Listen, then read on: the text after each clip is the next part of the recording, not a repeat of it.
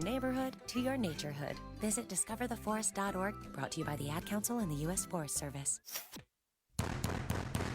You hear that knock on the door. That's Child Protective Services and the police. Now, I know you're standing there wondering, what the hell did I do? Panic sets in. You don't know what your legal rights are. You don't even know if you're going to jail. You don't know what is going on. I want to introduce you to the law offices of Vincent W. Davis at 888-888-6582. They're advocates for the rights of parents, grandparents, and guardians in juvenile dependency courts. Losing a child to a DCFS CPS social worker based on an anonymous call, complaint, or your ex-spouse, it's not only horrific, but it's commonplace. Everyone will agree that there's nothing more valuable than one's child. You cannot afford to fight this alone. Call the law offices of Vincent W. Davis at 888-888-6582. Connect with an attorney today. That's 888-888-6582. Get your kids back.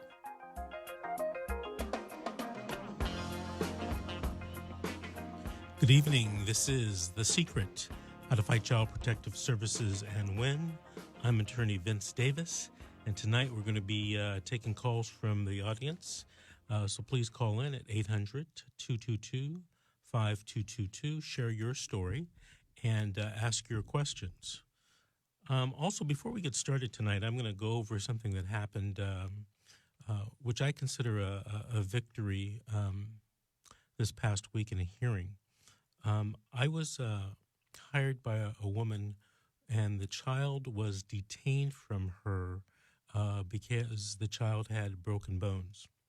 Now, everyone in my office believed that, there was no way I can get the child released to the mother at the detention hearing, the very first hearing. The child had broken bones. Like, whenever does a judge release the child?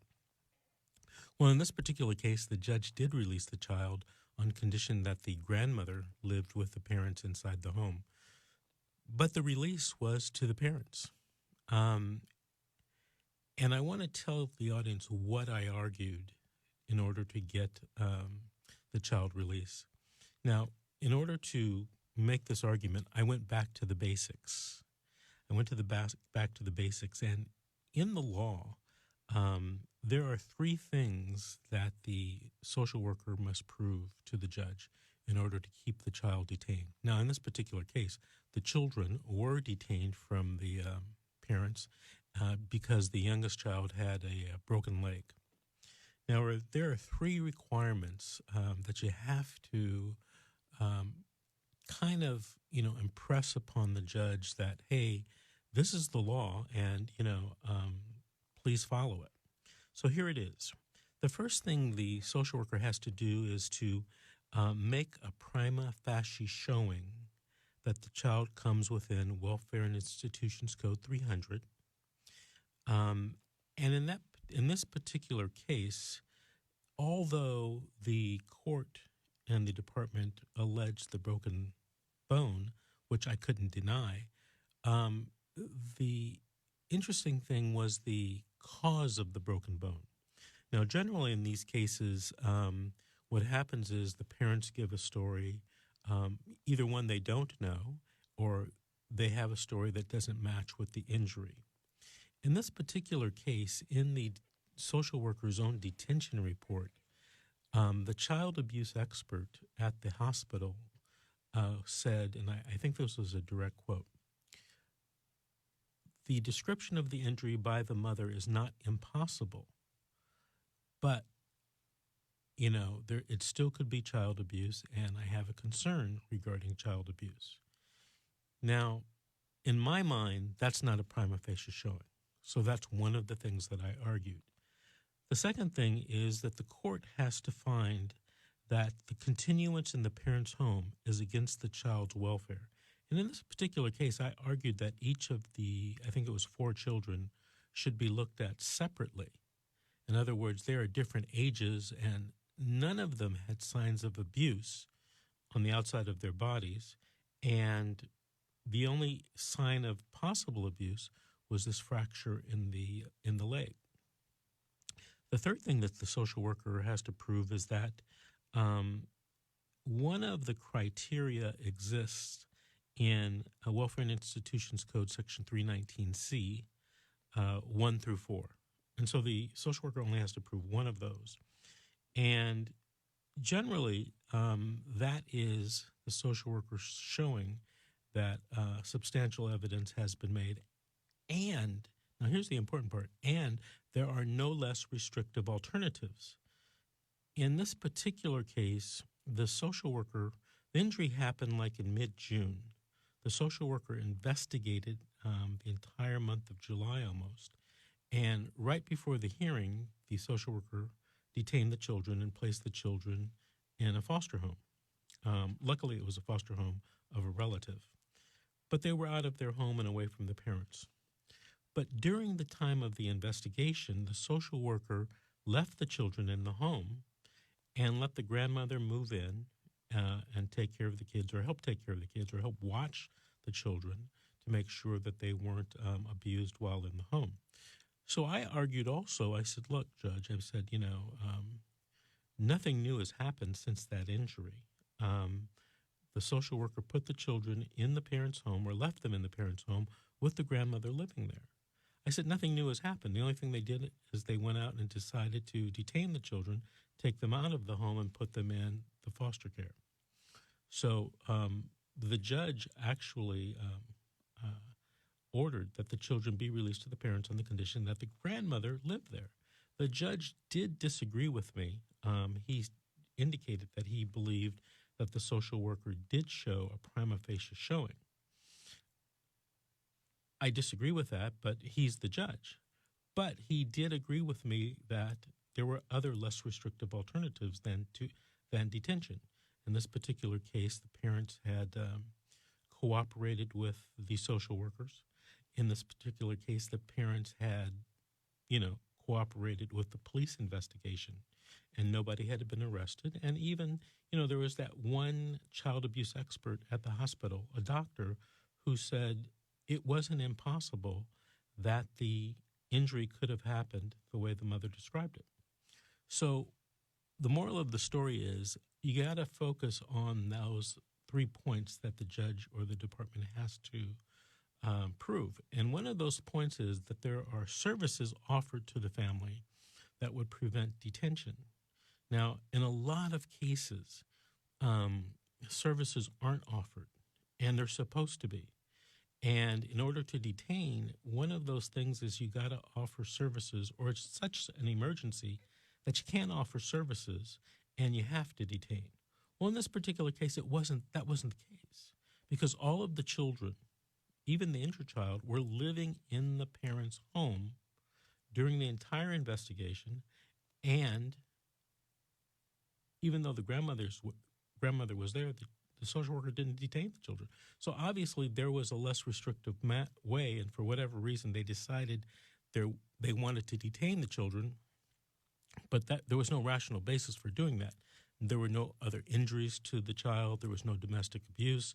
One of the things I argued was, I said, Judge, this kid that was injured with the broken bone, there were no other injuries to the child. No bruising. There was no handprint on the chest, no handprint on the back, no cigarette burns, no black eye.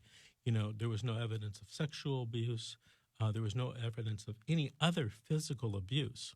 And I argued, if there was physical abuse, the injury would be showing on the body from the outside in, not from the inside out.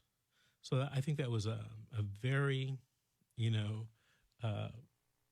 good call by the judge. The family's back now together, and, we're moving forward with the case. So I just wanted to share that story with you before our first break. You may be able to use it in your case. Now, if you want to call in, the number is 800-222-5222. You can share your story, ask your questions. All right, we're going to move into our first break. We'll be back taking calls. You're listening to How to Fight CPS and Win with attorney Vincent Davis on Talk Radio 790 KABC. To call into the show live with your questions or comments, dial 800-222-5222. That's 800-222-5222 or 800-ABC-KABC. Don't go away. Vince will be right back after these short messages. You know, as a child, I was taken away from my mother and placed in foster care. And it is one of the most horrific things a kid can go through. An unloving, foreign place that the system thinks it's doing a favor to placing you in. Never allow your kids to be taken away from you over an anonymous complaint, an ex-spouse calling who wants to be vindictive. Fight for your kids and fight for your rights. I want you to call Vincent W. Davis, 888-888-6582. They are the legal experts that advocate vigorously for the rights of parents, grandparents, and guardians in juvenile dependency court. You never know what your kids are going to go through. Fight to keep your kids. Fight to get your kids back. Call the law offices of Vincent W. Davis. You have rights, and you'll need someone to fight for you. Call 888-888-6582 and connect with an attorney today. That's 888-888-6582 and get your kids back today. Diabetes, high blood pressure, anxiety meds, everyone's on them. If you're a 50-year-old male, maybe a bit beefy, or even with type 2 diabetes, $1 million of term insurance may only cost you about $200 a month. Affordable term life insurance is out there. Call Term Provider and speak with Big Lou at 800-481-1458. 800-481-1458 or visit biglou.com. Remember, Big Lou's like you. He's on meds too. Polls show the race between President Trump and Joe Biden is neck and neck. There are two things you need to know to get armed with the facts. First, start tuning into Newsmax TV. Get the truth about President Trump on America's fastest-growing cable news channel. Everyone's watching Newsmax TV. See great shows with Sean Spicer and Greg Kelly at night. And they have Mike Huckabee, Michelle Malkin, and Alan Dershowitz. Newsmax is on DirecTV, Xfinity, Dish, Spectrum, Cox, Optimum, Fios, Uverse, Suddenlink, Mediacom, WOW, and more. Check your cable guide. And the second thing is to get the new bestseller Blitz by David Horowitz. Blitz is already a #1 bestseller and just hit the New York Times list. Blitz reveals Trump's secret plan to win. Don Jr. and Mike Huckabee urge you to get David Horowitz's Blitz. Blitz is at bookstores, or get the free offer and save $28. Call 800-NEWSMAX or go to blitz411.com. That's blitz411.com. That's Blitz at 800-NEWSMAX. And don't forget to watch Newsmax TV today. I'm Justin Ho for the Marketplace Minute. The economy is changing so fast, it's hard to keep up. Pfizer stock is surging on positive air travel in the age of COVID. Some economists caution job gains will not be sustained. Give us just a minute of your time, and we'll bring you the latest on what's happening in the economy, 3 times a day. We'll tell you what you need to know and why it matters, all in 60 seconds. Just ask your smart speaker to play the Marketplace Minute, or find it wherever you get your podcasts. The dialogue started here in 1960. KABC Talk Radio 79. And now, more than ever, the dialogue continues here. LA's first talk station. Talk Radio 790 KABC. Is the government or your ex threatening your parental rights? Has your child been unjustly removed from your custody? Vincent Davis, attorney at law, is here to help you right now on the How to Fight CPS and Win show. To get onto the show live with your questions or comment, call 800-222-5222.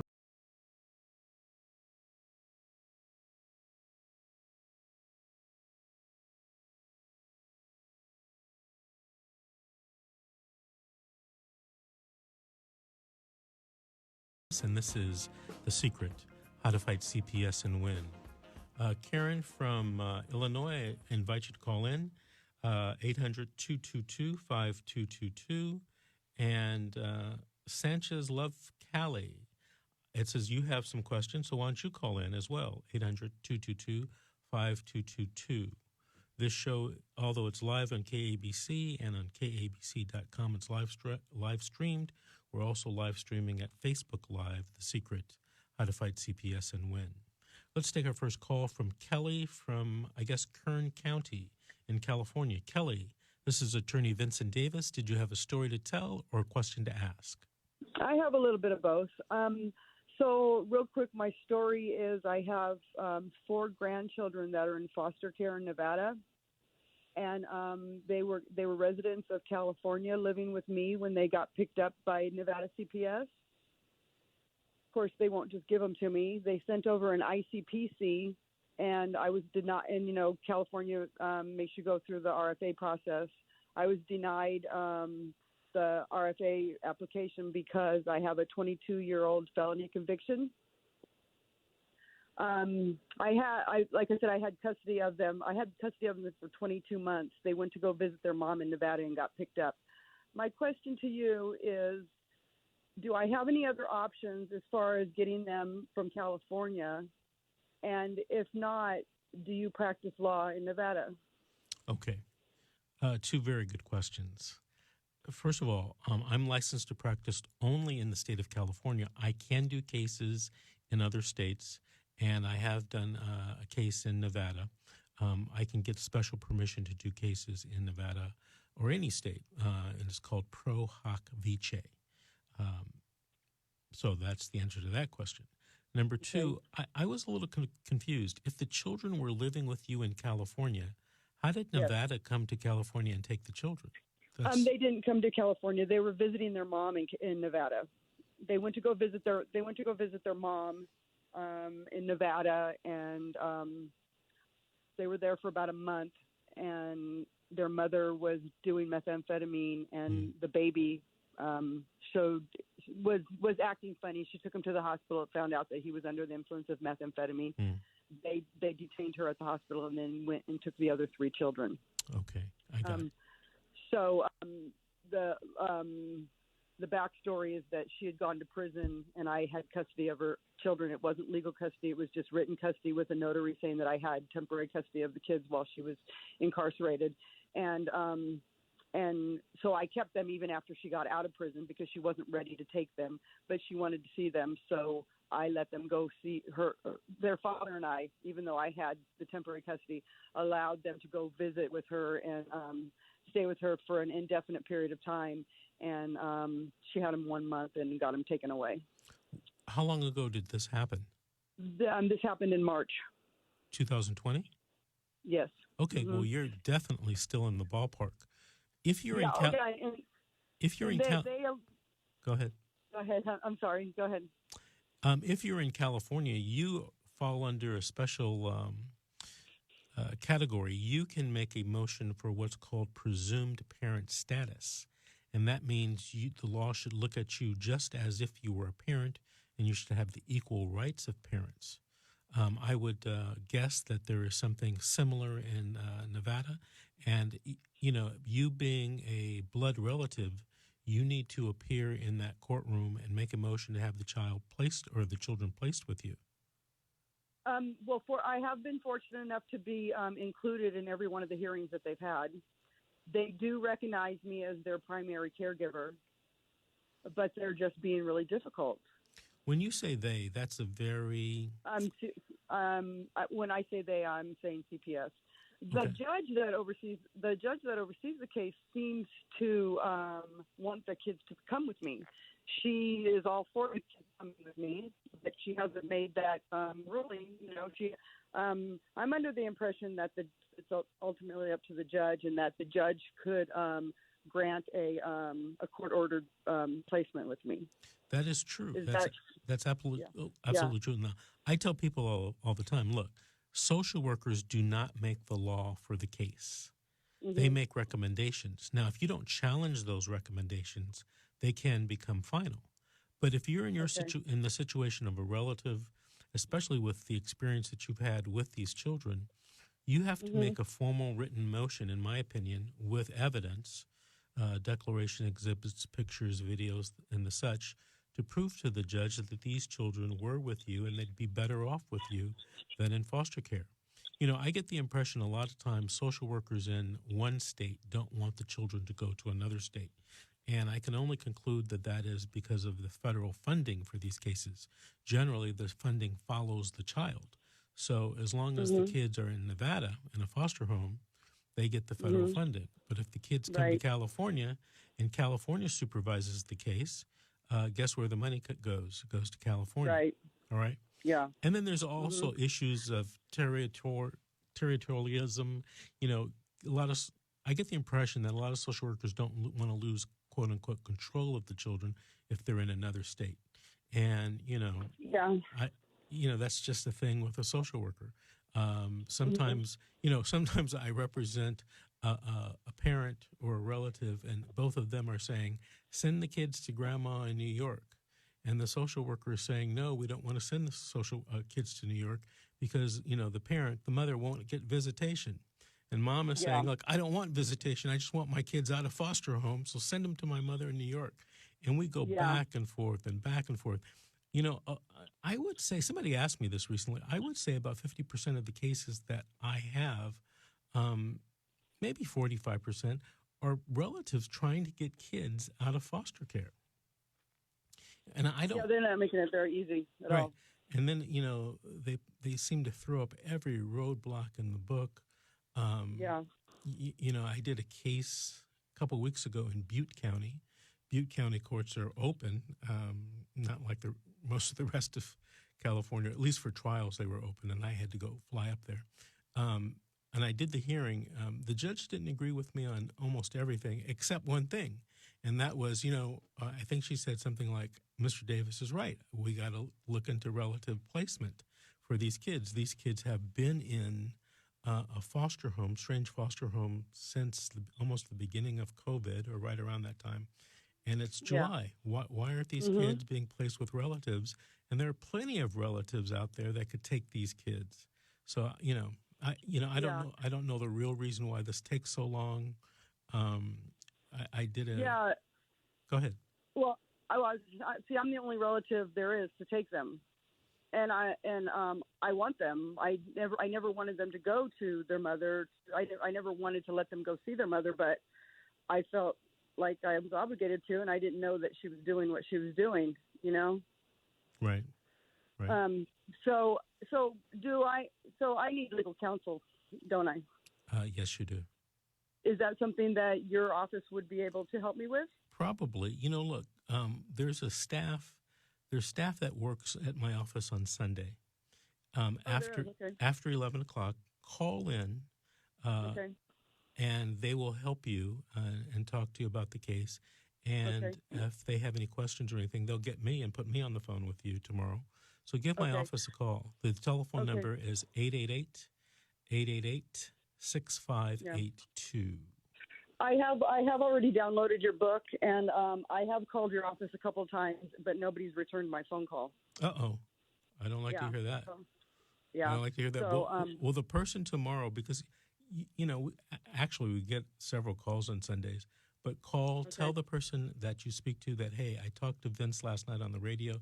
He told me to call today, and, if you want, she'll just patch you right through to me. Okay, well, I appreciate it very much. Okay. Thank you. Thank you very much. All right, you have a good night. You too. Thank you for listening, and keep listening, and give us an update in a few weeks. We have 2 minutes left? Okay. So let me tell you a quick story. This happened within the past year. An advocate calls me and tells me, hey, I need you to represent this parent. And I said, okay. The parent's father calls me, apparently a very successful businessman, and hires me. And the issue here is drug abuse. And the mother informed me that that she had done everything and was testing clean. And so I go down to the court hearing, and I'm getting ready to set the case for trial. And somebody asks me, one of the other attorneys in the courtroom asked me, he says, hey, what are you going to do with this case? I said, I'm setting it for trial. And they said, well, before I do that, I'd take a look at that report, today's report, and look at, what it says about the mother's compliance with drug testing. And, I take a few minutes and I look at the report, and it's not good. So I go outside in the courthouse, and the mother grabs me, and we walk down the hallway away from the rest of the family. And I said, hey, I thought you said you had done everything. And she, said, well, you can't tell anybody about what that report says. And I said, okay, because it's attorney-client privilege. And so I go back in the court. I do set it for trial, knowing that we're not going to have a strong chance, but hoping that the mother will turn things around, and which she wasn't able to. And we didn't get the children placed with us. And after that, I couldn't tell anyone. And after that, the person who referred me the case, the advocate, and the rest of the family swore that I was the worst attorney in the world because I couldn't get the child back to the mother. But I was sworn to secrecy, and I couldn't tell anyone. Those are some of the things that happen in juvenile dependency cases. Okay, we're going to take our next break. We'll be back, and we'll be taking more calls. This is The Secret, How to Fight Child Protective Services and Win. You're listening to How to Fight CPS and Win with attorney Vincent Davis on Talk Radio 790 KABC. To call into the show live with your questions or comments, dial 800-222-5222. That's 800-222-5222 or 800-ABC-KABC. Don't go away. Vince will be right back after these short messages. We all can't help but look at the news and see how kids are being ripped from their family. And as an individual who was taken from my mother, I know what that feels like. Being ripped from the only thing that you know because of either poverty, a false complaint, a vindictive ex, or just someone's erroneous suspicion. It's the worst thing that could ever happen. You need to know what your legal rights are. And I want to introduce you to the law offices of Vincent W. Davis at 888-888-6582. They are the legal experts that advocate vigorously for the rights of parents, grandparents, and guardians in juvenile dependency courts. As a parent, I understand the fear of losing a child to a DCFS CPS social worker. I have been that child that has been with those social workers. It is an unpleasant experience on both sides. If someone has made an anonymous call on you, filed a complaint on you, or your ex has called on you, which is all too common, you need to fight for your rights because there's nothing more valuable than your children. You cannot afford to fight this alone. Call my friends at the law offices of Vincent W. Davis, 888-888-6582. Connect with an attorney today. That's 888-888-6582. Get your kids back today. AM 790. KABC. Talk Radio 790, KABC News Update. I'm Steve Cumming. Federal agents once again repeatedly fired tear gas to break up demonstrators in Portland, Oregon, who are protesting racial injustice and demanding police reform. Correspondent Lucy Kavanaugh is there. A federal judge denied the state's attempt to get an injunction to block these federal policing actions, things like whisking protesters in unmarked vans, detaining people without probable cause. That effort was denied. Also, the U.S. attorney here announcing federal criminal charges against 18 people, those charges including assaulting federal officers. Meanwhile, Seattle police are calling the city's Capitol Hill protest a riot. Someone started a fire inside a construction trailer as protesters were close by. More than 1,000 people were on the Seattle Central College campus to show support for Portland protesters. KABC SoCal weather clear this evening, then low clouds and fog overnight with lows in the lower 60s. I'm Steve Cumming. The dialogue started here in the 60s, and the dialogue continues here now, where LA comes to talk. 790 KABC. Picture this. A shortage of fuel has closed your electric utility, or any other possible disaster devastated your town. You're out of power, no lights, no news. That's why federal and state agencies urge you to have an emergency radio. Now you can get a free Dynamo World Band emergency radio. This powerful radio lets you stay informed during any type of emergency. It doesn't even need batteries. It comes with a hand-crank generator and super bright LED flashlight. The Dynamo emergency radio includes the NOAA weather band, a long-range AM receiver, a high-sensitivity FM band, and even a USB jack to charge cell phones or other devices. The Dynamo emergency weather band radio retails for almost $30, but Newsmax wants to make sure you get this radio. So check out the free offer for the emergency radio by going to gettheradio.com. That's gettheradio.com. Or call toll-free 877-NEWSMAX. That's 877-NEWSMAX. This radio could save your life. This offer may end soon, so order today. When no one else dared, we did. KABC. LA's first talk station. Talk Radio 790 KABC. Is the government or your ex threatening your parental rights? Has your child been unjustly removed from your custody? Vincent Davis, attorney at law, is here to help you right now on the How to Fight CPS and Win show. To get onto the show live with your questions or comment, call 800-222-5222. That's 800-222-5222 or 800-ABC KABC. And now, back to our show. Hello, this is Vince Davis. We're back. This is The Secret, How to Fight CPS and Win. We're taking calls. Give us a call. Tell us your story so that you can share with other victims of CPS.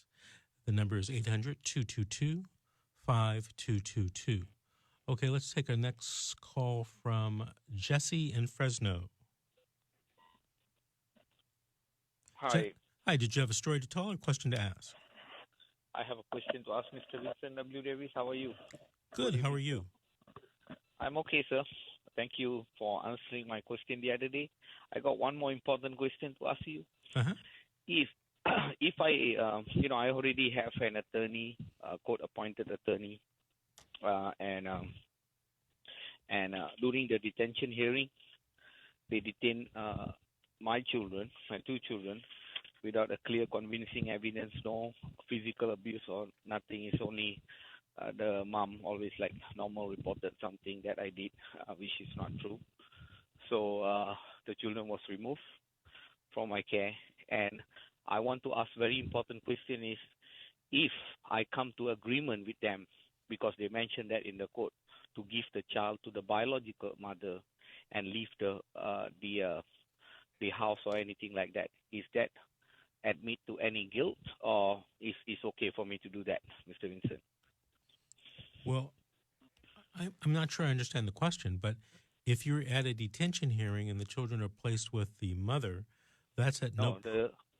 The children is placed in a foster care, but they're giving me a suggestion that if I want, they can place the children with the biological mother, provided I leave the house. It's some sort like domestic violence, restraining order or something like that. Should I do that, or should I fight that?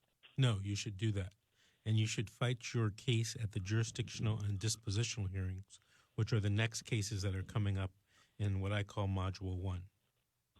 Or Module 1. So I should let them do a restraining order on me, and that is okay. It's not going to affect any of my case in a criminal case that I have. Well, I didn't understand that part. Okay, I was right. Wait, hold on a second. I'm not saying that you should agree to a restraining order. I thought you were just asking me, hey, should I move out of the house so the kids can be placed with my wife, their mother? And my suggestion to that is, in most cases, I don't know all the details of your case, but in most cases the answer is yes. Your fight is going to be at the jurisdictional dispositional hearing. Now, if you tell me, and they want to get a restraining order against me, I'm not sure. I don't know enough about the case to tell you, hey, yes, you should do that, or no, you shouldn't do that. Restraining orders can be very serious things that could affect you. In other cases, could affect you later in life. Mm-hmm. So I should fight with that. Okay. Wait. I'm not telling you to fight or not fight. I said I don't have enough information to answer that question.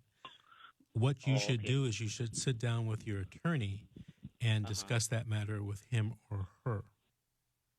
Oh, okay. Because they don't have any clear it's just merely word of mouth, and this word of mouth is already destroyed me before also. So I'm glad that you I retain your department to represent me on my civil case. So that is been taken care. So I'm only for my civil right. If they violated my civil right right now, taking the two other children without a clear, convincing evidence and without a probable cause, like the police interview them, I asked you this question on Sunday, and you say they violated my civil right again. Is that right, sir? No, that's not what I said. I told you that this particular situation you're involved in currently, that I didn't know the details. I haven't seen any reports. I haven't seen any evidence. I haven't seen any minute orders. Mm-hmm. Okay. So if you wanted me to get involved with that, I can. If you know, but I think you should really talk to your attorney that is representing you in the juvenile dependency case. We're representing you in I believe we're representing you in a civil rights case against social workers in the county about things that happened in the past, not what's happening right now. Mm-hmm. Okay? Because this is all connected. But anyway, because the ailing child came back and the stepmother cannot get along. That's the problem that happening in my house a long time ago. So I trying to reconcile them is kind of hard because it's kind of very difficult situation. Yeah.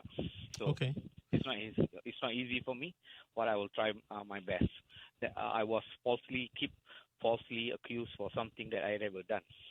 So I'm tired of this. That's why I'm glad that you represent me on my civil right. So then, but I have one good evidence down there, the video from what the police came, so which I will share with you. Okay. Well, thank you very much for calling. Keep listening and keep the audience posted. Call in next week or two. Thank you. Yeah, sure. Thank you, Mr. Vincent. Bye. All right, let's try to take another call from, is it Duonay in Bakersfield? Duonay, did you have a story to tell? Hello. Oh, Dejanay. Yes. In Bakersfield. Did you have a story to tell or a question to ask? I have a question to ask. At this point right now in my case, I didn't have counsel, and the social worker had got a second psychological evaluation. So I went in ahead and filed the JV 180 by myself with some evidence pertaining to the order that the judge made. I didn't have no counsel at that court hearing. No one was there to object and to protect my rights. So should I file an injunction with the federal, or what should I do? You should sit down and talk to a lawyer. I don't have no money to hire a lawyer right now, so I know that my rights have been violated. I just need to know what to do. Well, here's the problem. You're asking me a very valid question. The problem is I can't answer it. And the reason why I can't answer it is because I haven't reviewed your case at all. I haven't looked at the social worker reports, the evidence, the minute orders. I would have to look through that file and review it before I could give you competent evidence. A lot of people call up and tell me blah, blah, blah, and then they say, hey, can you help me? I can help you, but I don't know to the extent that I can help you because I haven't reviewed the file. I'm just a lawyer. I only work on law and evidence. I'm not a magician. So if you have to tell me more about it. It sounds like a little bit of a complex matter. If you don't have an attorney, I welcome you to call me. Send me your paperwork. I'll look at it. I'll review it, and I'll tell you what I think. It might be things that, you think are good. It might be things that, you don't want to hear. Yeah, but the thing is, it's hard for me to get the minute orders because they don't want to give them to me. Oh, no. Forget the social worker. You go down to court with your driver's license or your ID, and you show it to the clerk, and you say, give me copies of the minute order. In your county, I had that problem with someone before. This is a few months ago. And she went down to the court to get the minute orders. They said no. And I told her, look, go back down there tomorrow, and if they tell you no, you call me, and I'll get on the phone with them. Okay. And it was all of a sudden, we misunderstood her. You're entitled to all your minute orders, all your court report, your copy of your file. You're entitled to it. Okay? Yeah. Okay, so if you need to get that, call me, 888-888-6582. I can walk you through that, or call the court on your behalf. Call the clerk. All right, Dejanay, thank you for calling. Keep listening. Keep us updated. We're about to take our next break. This is The Secret, How to Fight CPS and Win. We'll be back with more calls. You're listening to How to Fight CPS and Win with attorney Vincent Davis on Talk Radio 790 KABC. To call into the show live with your questions or comments, dial 800-222-5222. That's 800-222-5222.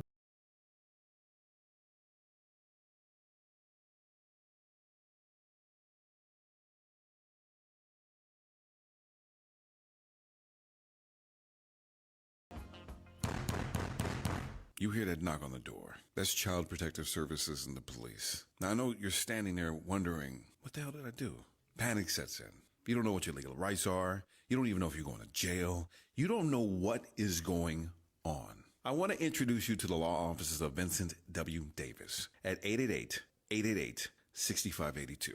They're advocates for the rights of parents, grandparents, and guardians in juvenile dependency courts. Losing a child to a DCFS CPS social worker based on an anonymous call, complaint, or your ex-spouse is not only horrific, but it's commonplace. Everyone will agree that there's nothing more valuable than one's child. You cannot afford to fight this alone. Call the law offices of Vincent W. Davis at 888-888-6582.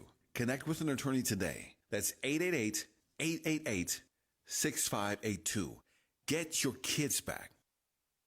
And sponsored by OpenJar Concepts. Attention, this is an important message for anyone that has been diagnosed with cancer after being exposed to Roundup or other weed killers. The Internal Agency for Research on Cancer warned that overexposure to Roundup and other weed killers may increase the risk of developing non-Hodgkin's lymphoma. Monsanto, the manufacturer of Roundup, may have known that Roundup and other weed killers were likely linked to organ damage and cancer. This information was hidden from the public as proprietary trade secret since 1981, and Monsanto may have failed to warn of the potential risk of cancer. If you or a loved one has been diagnosed with cancer after being exposed to Roundup or other weed killers, you may be entitled to significant compensation. Call us now at 800-462-2033. Our network of attorneys are ready to fight for you. You'll pay nothing unless there's a recovery in your favor. Call now for a free consultation at 800-462-2033. You must protect your legal rights. Call 800-462-2033. Again, 800-462-2033. Have you ever wanted to learn a new language like French, Spanish, or Russian,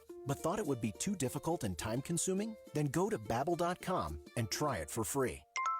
Babbel works because it's built around real life. It teaches you everyday practical conversations that you will actually use. In 15 minutes a day, you'll be on your way to speaking a new language in just a few weeks. Babbel uses a modern conversation-based technique that makes language engaging, fun, and memorable. It starts by teaching you words and phrases. Then, sentences gradually get more complex. Soon, you're practicing short conversations about real-life topics. Babbel is created by language experts who use the spaced repetition method to help you learn quickly and remember what you learned. With Babbel, you can speak a new language.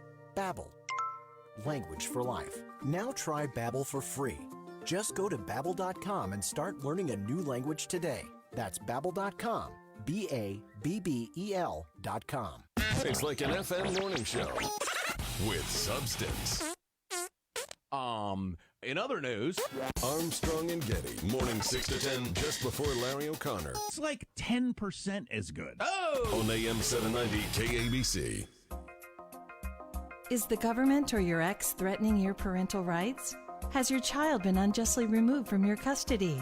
Vincent Davis, attorney at law, is here to help you right now on the How to Fight CPS and Win show. To get onto the show live with your questions or comment, call 800-222-5.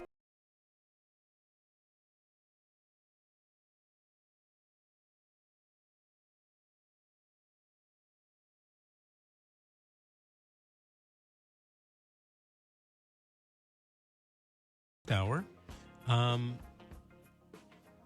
We're live streaming on Facebook Live, and Terry and Karina, you both have great questions. Please call in and ask those questions so we can share that question and my answers to those questions with the entire audience. 800-222-5222.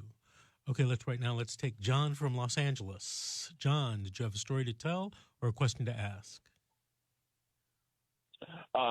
This is a situation that happened. I was caring for a person that was under the auspices of Adult Protection Service, but it's a similar situation as I'm hearing from people who are having this happen with children. And this is where an enemy, somebody, a past boyfriend, ex-husband, ex-wife, will SWAT the party with custody of children. So you get all these false reports and all of these knocks at your door that are false alarms, but they're very traumatizing if they come in all times of the day and night. So you disrupt and harm the target of these false reports, swatting. And what I found is the police don't care. They don't keep records. They don't have much consideration for the fact that they are disrupting somebody who wasn't a terrorist with a gun. What defense are citizens going to put up when they are harassed like this and the police absolutely don't care? They don't do search on the calling parties. And even when they call the police station and they have a caller ID, when it is swatting, if it's out of state, a lot of times they don't prosecute or even investigate the harassing caller. That's why I'm actually thinking about leaving the country. This happened to my family, and it resulted in the death of a family member. I'm sorry to hear that. But the only thing that you can do if you feel that you're not being treated fairly or correctly, the only thing you can do in our society is, make a complaint, vote, and or file a lawsuit. So if your rights are being violated, you should consider doing any or all of those. Well, I did call probably 500 attorneys, and this is problem with California Bar. Nobody will take your case. If it isn't their specialty, you don't have enough money, you're lucky if they say go to hell before they hang up on you. I know that you're a fine attorney. You would never treat people like that. But this is how I'm treated by most of the bar. They don't care about citizens. Sorry, that's my experience. I'm sorry you've had that experience. Most of the attorneys that I know don't fall in that category. I'm sorry you've had that problem. But you know what? Have you called the Los Angeles County Bar Association? Yeah, and I found that they are extraordinarily mean, cruel, sadistic. I've never had a successful connection. I also was a member of Legal Shield, and I'm a senior citizen, and I was calling about an incident where I was really abused, and the lawyer didn't like my voice, didn't like the sound of my case, and just hung up on me. Wow. So it's very, very hard when the Bar Association is filled with so many unethical people. I'm telling you, I've talked to hundreds of attorneys, and I really don't like the California Bar. I think it's filled with a bunch of snakes. Sorry. No, I get it. And that you have the right to feel that way. Hey, John, I want to thank you for calling. Keep listening and keep us updated on your situation, but don't give up. All right, let's take our next call. Karen from, is it Illinois? Karen, did you have a story to tell or a question to ask? Yes. Just 1 second here. I had you on speaker. I want to take it off there. We've had a long, how do I want to, I'm the great-grandmother of a child that was removed. My grandson is the father. He is a disabled person. He does have a legal guardian. He and the mother both lived in my home. She also has special needs, has schizophrenia, and they had a little baby boy. And my grandson signed the affidavit at the hospital declaring that he is the father. I had all three of them, basically raising all three,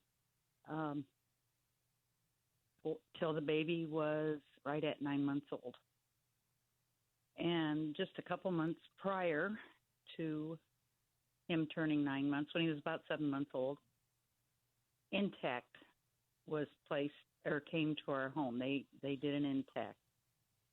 I had been working with the mother's psychologist or social worker and had permission granted to me by the mother to share things, and we would talk, and I kept asking for parenting classes, some kind of assistance for the young couple, the young parents, They were not abusing the child by any means. Child more than loved, more than well taken care of.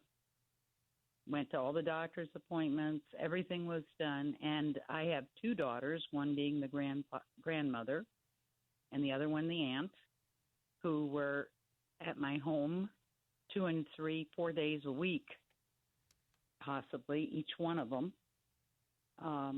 So we had a little village taking care of this baby and these two parents. And we had talked about getting guardianship. The maternal grandmother fought us about it. No, you can't give up your baby. The maternal grandmother was not involved and was also at odds with the mother. They had had domestic violence issues between them prior to the pregnancy. That's why she was living in my home. And the mother was going to mental health court. During that intact, while Mom was in mental health court classes daily, Monday through Friday, the intact workers were totally aware that my grandson was watching that child during the day. Now, I worked at that point in time, but we also had a camera in the house, and I would watch on my desk, and I worked 2 blocks away, ran a big Section 8 property, was my phone with that camera on, watching what went on in my home. You were only 2 blocks away? Yeah, I only lived 2 blocks away, a large Section 8 property that I managed. Mm-hmm. And so I was close at hand. Plus, my ex-husband lived in the house, and he was disabled, and that being part of the reason my daughters were around so much. But there was also a caregiver as well, assigned by a senior agency, and she was here 2 and 3 hours a day as well. So there was lots of adults around this child, never left alone, and not because we were afraid of my grandson taking care of him, just stating that's the activity in the home. Mm-hmm. So the mother had problems with her medications, and she signed herself into a 10-day stay for an evaluation and left a custody note for me and the grandmother to be in charge of the baby, because the intact workers had constantly told us my grandson, who has the legal guardianship, he has an adult guardian over him to handle his funds and so forth, could not be the legal guardian.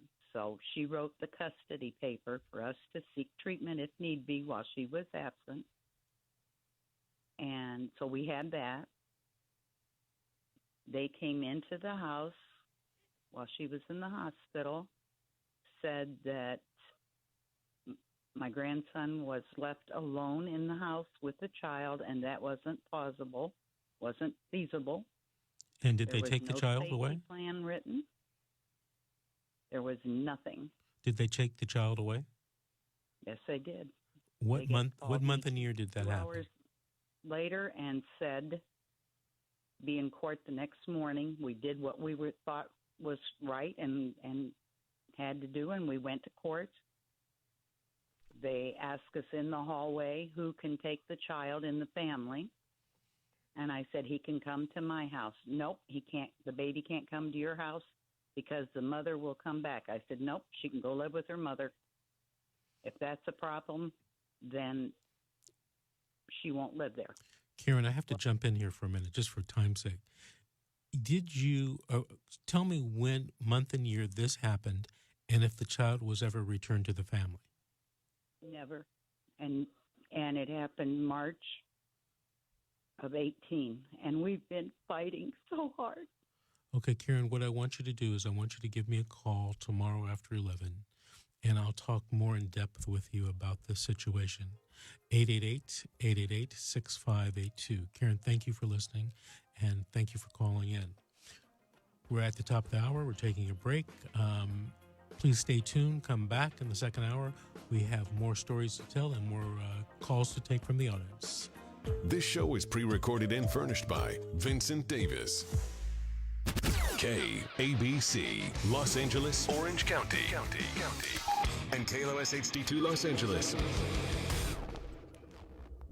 Plan to meet with businesses that sell alcohol to discuss smart, safe ways to reopen. It's important to note that bars closed in this state about a month ago when the number of daily cases exceeded 9,000. That was the record then. 2 weeks ago, that record was broken with 15,300 cases. And I just checked, in the month of July alone, there have been 20 days, at least 20 days, of more than 9,000 cases. Civil rights icon and longtime Georgia Congressman John Lewis was remembered in a small Alabama town today. Correspondent Martin Savage reports it's the town where his story began. John Lewis will make one final pass over the Edmund Pettus Bridge, of course, the bridge that he crossed on Bloody Sunday, March 7th in 1965.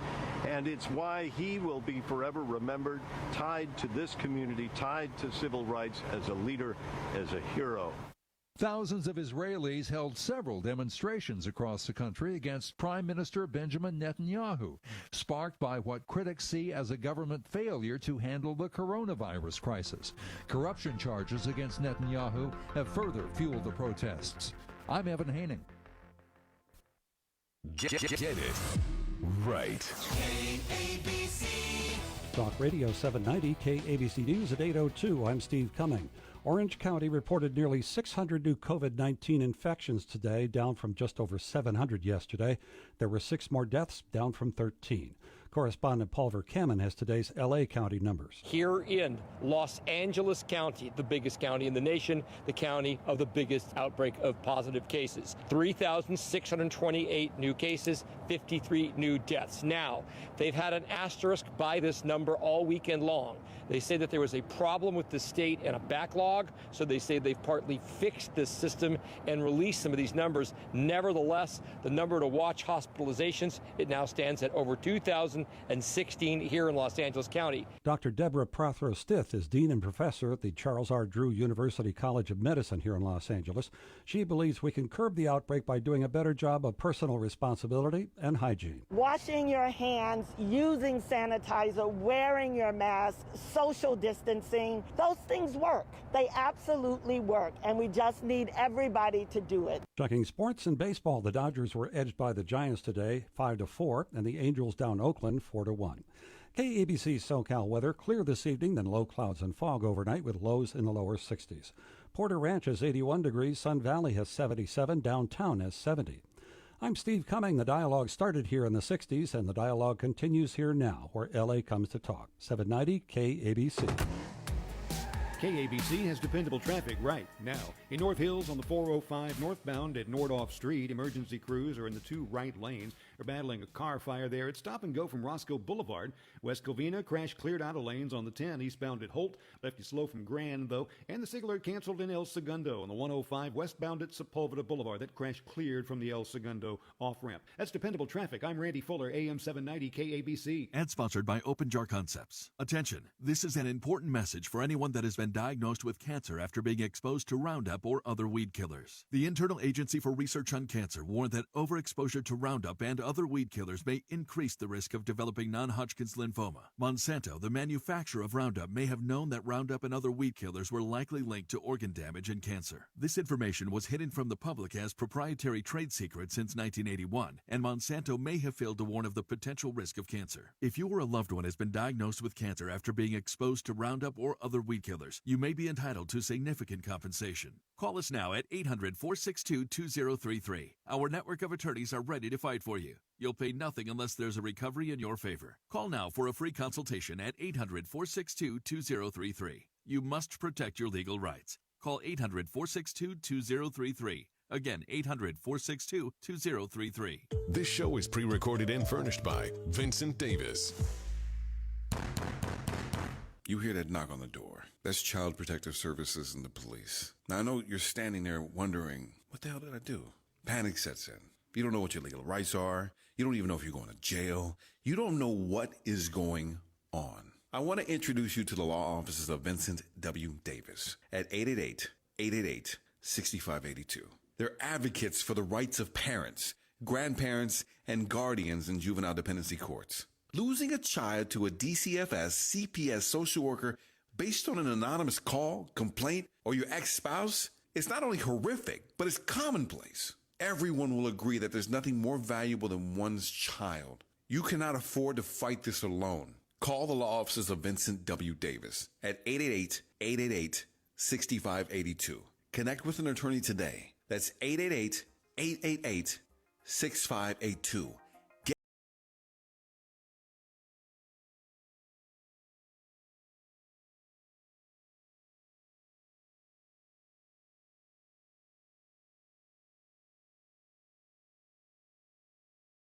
Let's take another call right now. Let's go to Jolene in Crescent City. Jolene, did you have a story to tell or a question to ask?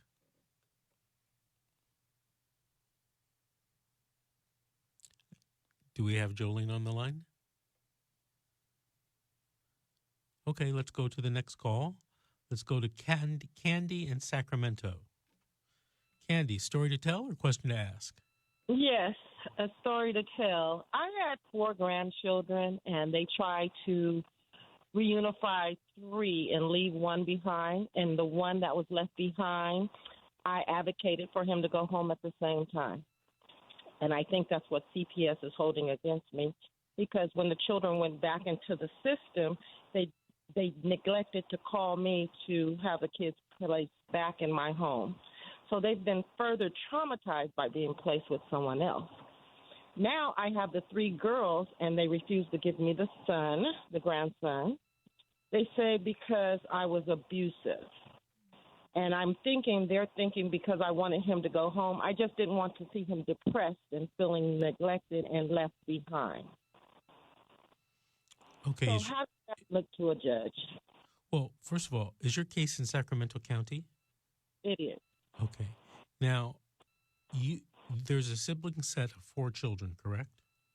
Yes. And you have 3 of them? Yes. Okay, so in my mind, unless, you've left something out, there's no reason why you shouldn't have the 4th.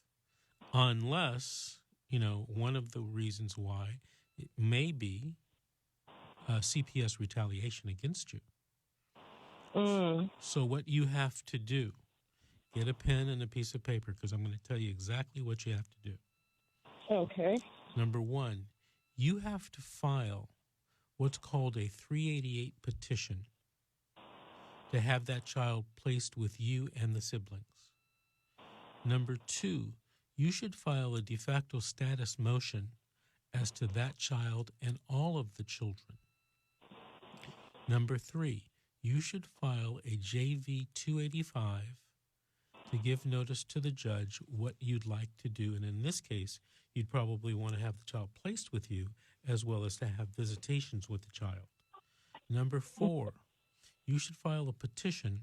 I forgot the number, but the petition is to disclose juvenile court records to you because you want to know what the children or what the CPS is saying about you, not for you to have this child.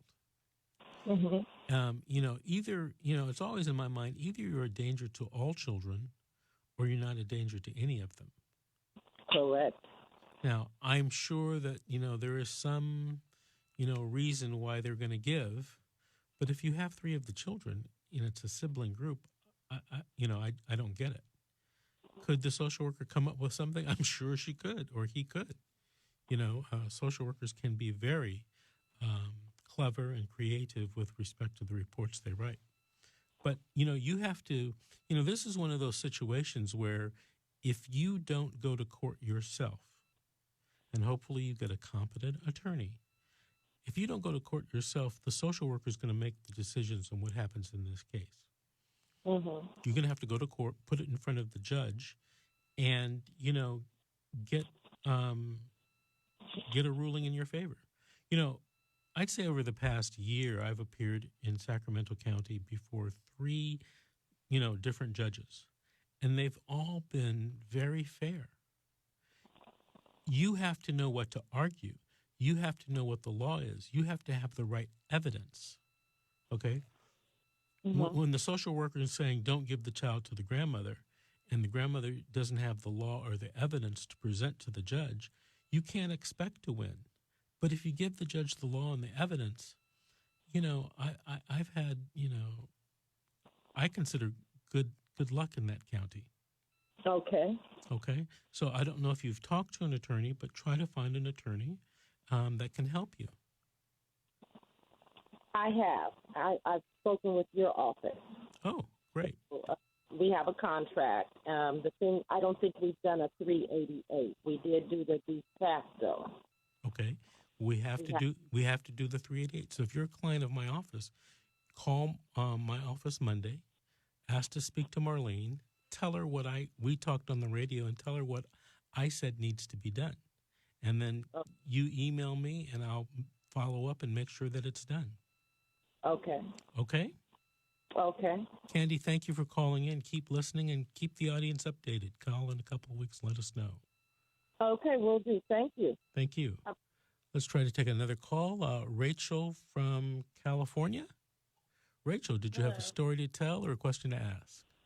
Well, it's a story and a question. I went to court recently on the 17th, and the judge released my daughter, but they did not release my two sons. And then, you know how they have to have a warrant to go in your house. Well, the other lawyer, I guess, fights for DCFS. Hold it, Rachel. Rachel, I'm having a little bit of trouble hearing you. Are you on a speakerphone? Yeah, let me get off this. Hello, can you hear me now? Much better, Rachel. Go ahead. Okay, well, my question is, my daughter was released on the 17th of July, but my two sons, 5 and 6 years old, were not released.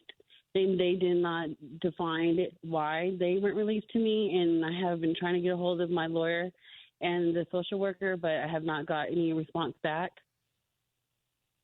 Okay, so I don't try to rely on social workers. What you need to do is get in touch with your lawyer. And, the best way to probably do it is to send him or her an email that it's an emergency for him or her to contact you. And I'd also leave that same voicemail for them. But that's unusual.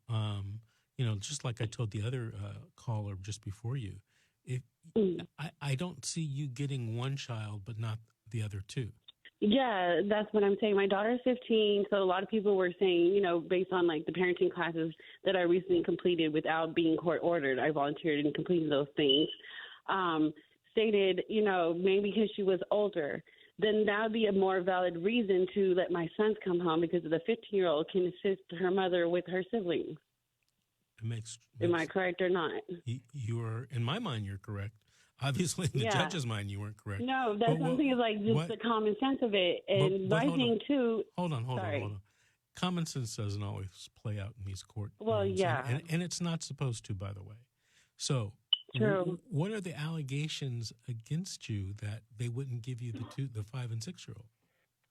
Well, they're saying that I had drugs in the house. They belonged to me.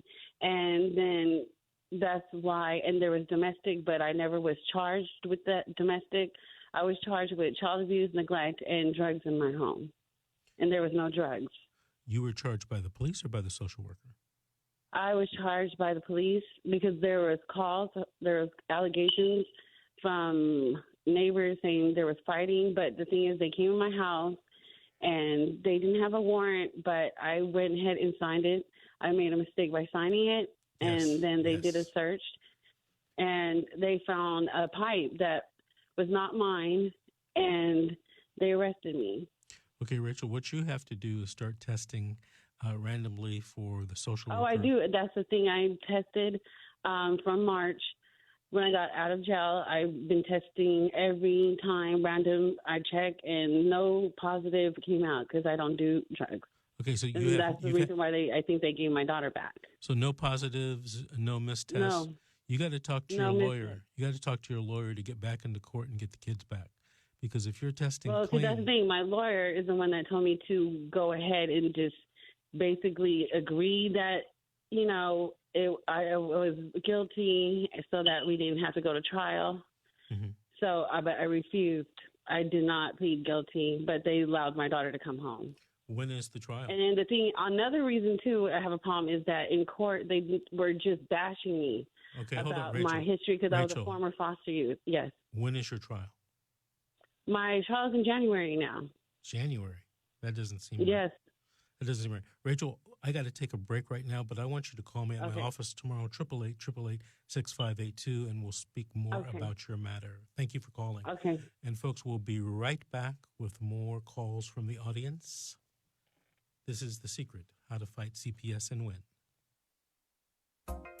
You're listening to How to Fight CPS and Win with attorney Vincent Davis on Talk Radio 790 KABC. To call into the show live with your questions or comments, dial 800-222-5222. That's 800-222-5222 or 800-ABC-KABC. Don't go away. Vince will be right back after these short messages. You know, as a child, I was taken away from my mother and placed in foster care. And it is one of the most horrific things a kid can go through. An unloving, foreign place that the system thinks it's doing a favor to placing you in. Never allow your kids to be taken away from you over an anonymous complaint, an ex-spouse calling who wants to be vindictive. Fight for your kids and fight for your rights. I want you to call Vincent W. Davis, 888-888-6582. They are the legal experts that advocate vigorously for the rights of parents, grandparents, and guardians in juvenile dependency court. You never know what your kids are going to go through. Fight to keep your kids. Fight to get your kids back. Call the law offices of Vincent W. Davis. You have rights, and you'll need someone to fight for you. Call 888-888-6582 and connect with an attorney today. That's 888-888-6582 and get your kids back today.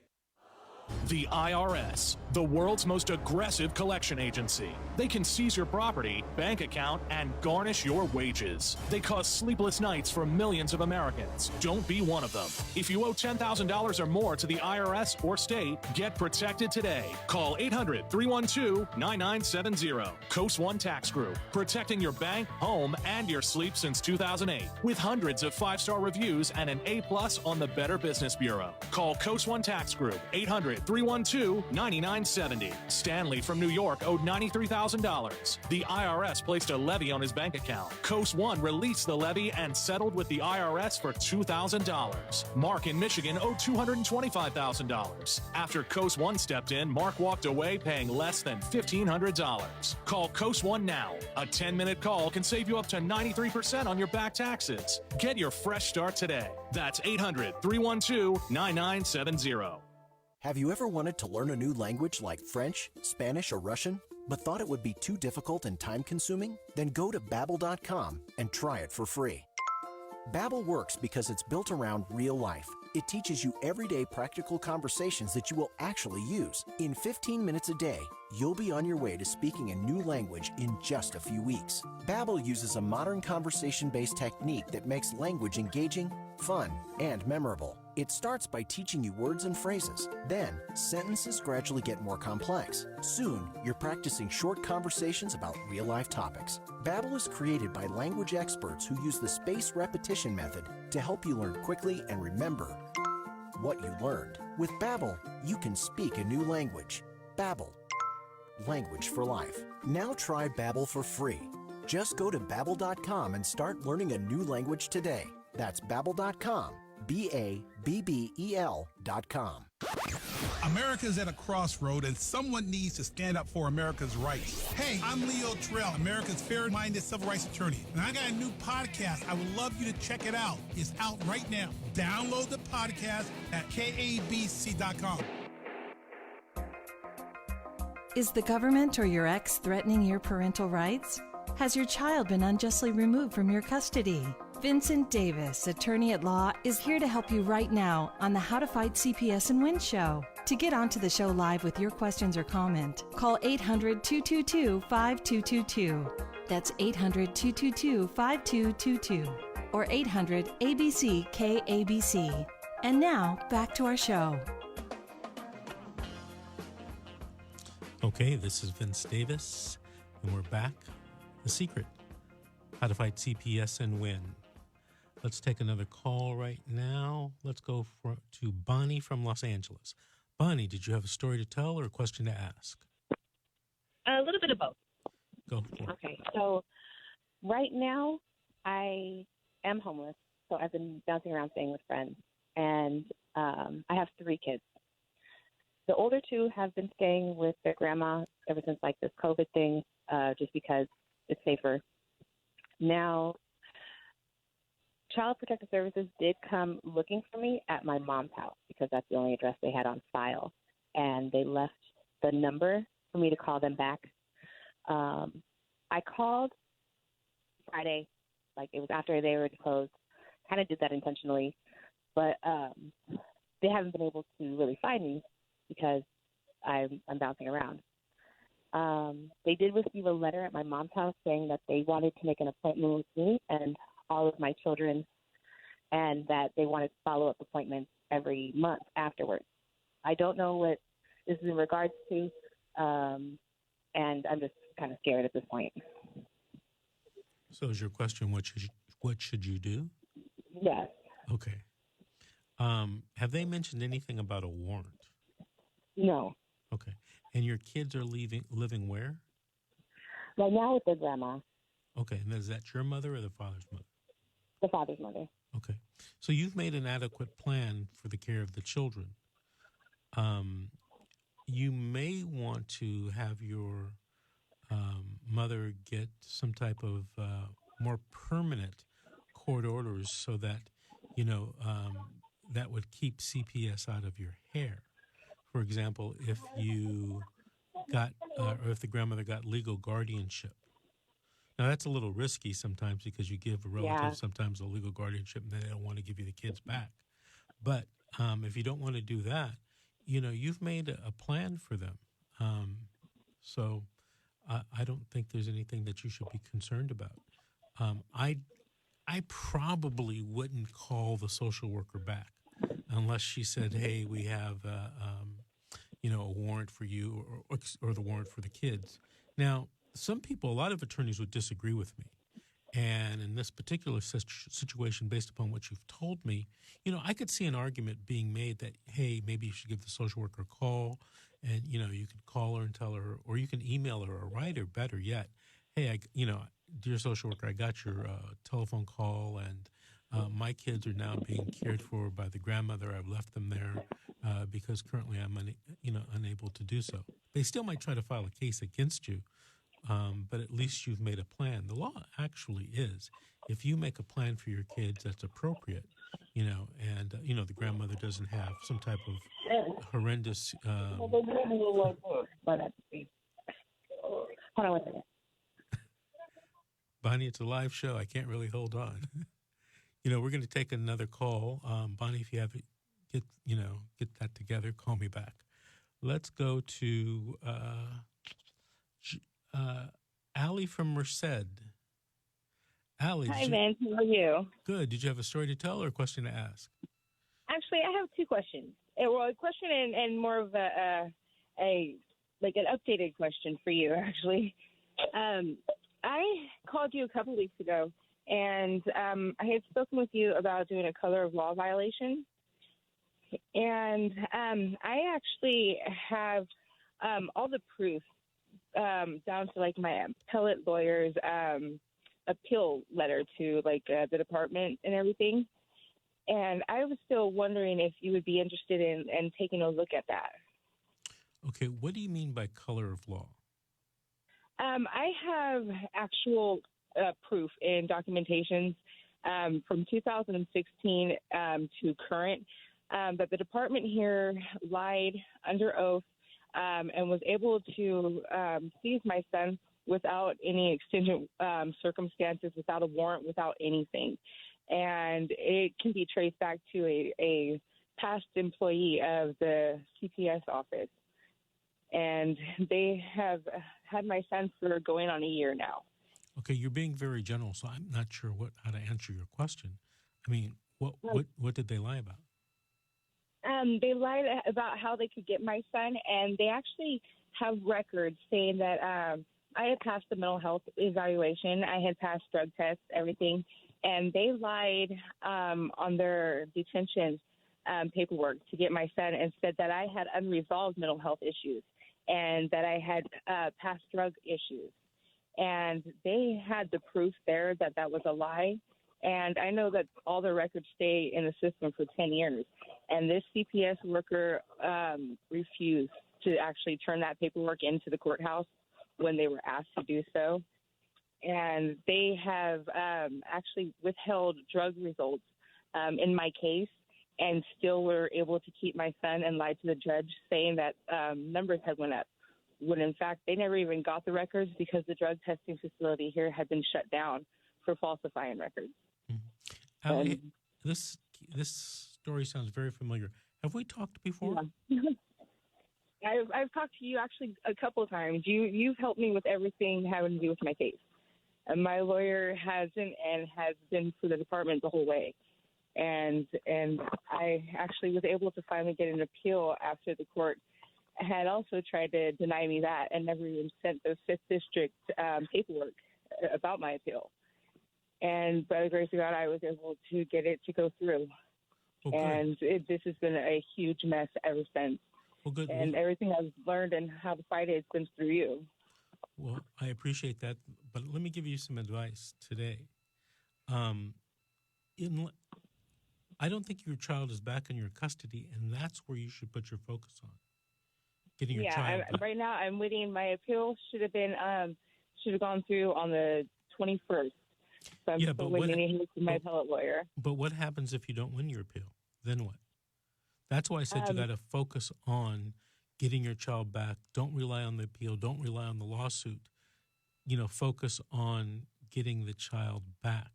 And that may be, participating in some type of counseling, some kinds, of testing, that type of thing. But that's what I want you, I think you should focus on right now. But, you should also sit down with... That's my main goal all the way. It's, honestly, that's why I'm asking if you were still interested in looking at it, because everything in my appeal, it's been all a matter of law that they have violated everything. And I've done everything they've asked the whole time. Well, you can call tomorrow after 11 and make an appointment to speak to me. 888-888-6582. And, we can talk more in detail about your case. Now, I'm going to ask you some very specific questions, some very hard questions. And if you want me to get involved with this, we got to be honest with each other, right? Yes, sir. 100%. Okay, Allie, I will look forward to hearing from you. Just call tomorrow after 11, make an appointment, and we'll try to get together, okay? Thank you, Allie, for calling, and thank you, Allie, for listening. And, keep us updated, keep the listeners updated in the future. Okay, we're going to take another break right now. This has been The Secret, How to Fight Child Protective Services and Win. We'll be back taking more calls from the audience, so stay tuned. You're listening to How to Fight CPS and Win with attorney Vincent Davis on Talk Radio 790 KABC.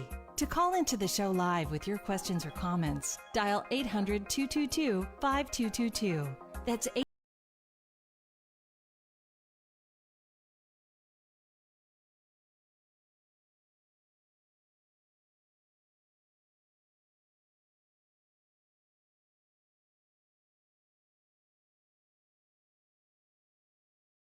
We all can't help but look at the news and see how kids are being ripped from their family.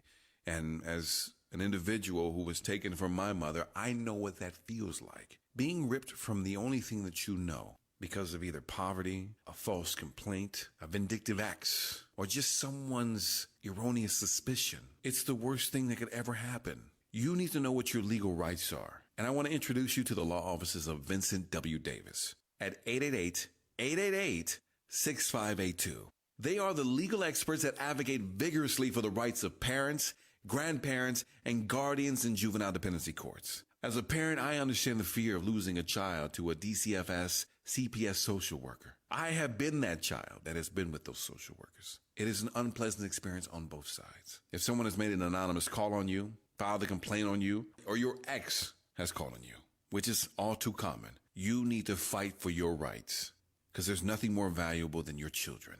You cannot afford to fight this alone. Call my friends at the law offices of Vincent W. Davis, 888-888-6582. Connect with an attorney today. That's 888-888-6582. Get your kids back today. AM 790. KABC. Talk Radio 790, KABC News Update. I'm Steve Cumming. TV veteran entertainer Regis Philbin has passed away. David Folk Thomas reports. People magazine reporting the legendary talk show host died Friday at the age of 88 in Manhattan. Philbin was most widely known as the host of the New York City-based nationally syndicated talk show Live with Regis and Kathy Lee, starting in 1988 with co-host Kathy Lee Gifford. That program later becoming Live with Regis and Kelly beginning in 2001 when Kelly Ripa replaced Gifford. Philbin left the show in 2011. Philbin also hosted the popular game show Who Wants to Be a Millionaire from 1999 to 2002. In a statement, his family said Philbin died of natural causes. KABC SoCal weather clear tonight with low clouds and fog overnight with lows in the lower 60s. I'm Steve Cumming. The dialogue started here in the 60s and the dialogue continues here now where LA comes to talk. 790 KABC. Are you paying too much for term life insurance? There's a tremendous price war among the major term life companies. Rates have dropped dramatically in the past few years. For example, a man age 45 non-tobacco user, $1 million of coverage, $75 per month level rate for the next 10 years. Or a man age 50 non-tobacco can obtain $500,000 of coverage for a monthly premium of only $110 per month, guaranteed not to change for the next 20 years. That's right, level rate guaranteed not to change for the next 20 years. If you're a smoker, we have great rates available for you as well. At Term Busters, we specialize in policies of $500,000 and above. If you're looking for new or replacement term life insurance, call today for a quote at 1-800-569-5440. That's 1-800-569-5440. You're probably paying more than you should. Call Term Busters, 1-800-569-5440, or visit our website at termbusters.net. Remember, 1-800-569-5440. Rates and availability may vary by state. Sample rate quotes based on preferred non-tobacco underwriting. Exam required to qualify. When no one else dared, we did. KABC, Los Angeles, AM 79. LA's first talk station. Talk Radio 790 KABC. Is the government or your ex threatening your parental rights? Has your child been unjustly removed from your custody? Vincent Davis, attorney at law, is here to help you right now on the How to Fight CPS and Win show. To get onto the show live with your questions or comment, call 800-222-5222. That's 800-222-5222 or 800-ABC-KABC. And now, back to our show. Okay, we're back. This is Attorney Vince Davis. This is The Secret, How to Fight CPS and Win. If you want to call in and share your story or ask a question, it's 800-222-5222. All right, let's go to Harry in Los Angeles. Harry, did you have a story to tell or a question to ask? It's both. Okay, I've actually spoken with you back in May regarding my case, and you asked me to send you over the minute orders to your email so you can have so you can take a look at it. But I think I kind of have your email mixed up. So my story is, my daughter was removed in May, and so they said it was due to domestic violence. Because me and my ex-girlfriend at the time, we got into a couple of arguments, but it was nowhere inside the home where the children was. It was always outside. So I guess the neighbors would call the police and say, hey, we have people out here arguing. So the police would come and say, tell them, hey, we got a phone call that you guys was arguing and loud, making sure everything was okay. Then, so they took my daughter, and a couple of days after, I went and made a complaint on my social worker, and I went to the highest that oversees the Department of Children and Family Services, and I made a complaint on her. And after I made the complaint on her, about 2 weeks, maybe a week after I sent the complaints out, she sent a removal order of my ex-girlfriend's kids. So my ex-girlfriend, her kids got taken away.